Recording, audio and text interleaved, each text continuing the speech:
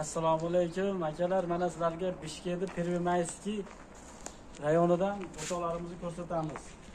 Bunisi rossiyskiy keramogranit mo'yka, bunisi keramogranit Rossiyadan keltirilgan qora formatda. Bu mangalimiz Bavariyadan keltirilgan g'ishlarda bo'lgan, nemetskiy g'ish. Ichlari agniuporniy g'ish. Oddiy g'ish emas, o'tga chidamli, o'tda turadigan g'ish. Taylarida o'tin turadi.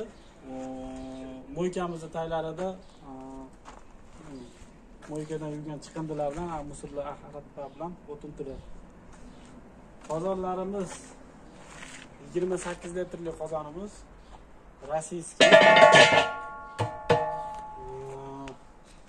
Mana qozonimiz ham rossiyskiy, qopqog'i faqat xitoyskiy. Mana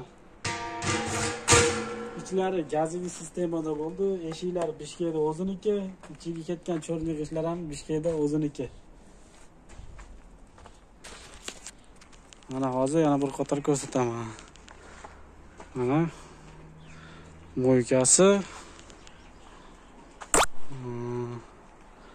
Mana mangala. Mana qozonlari.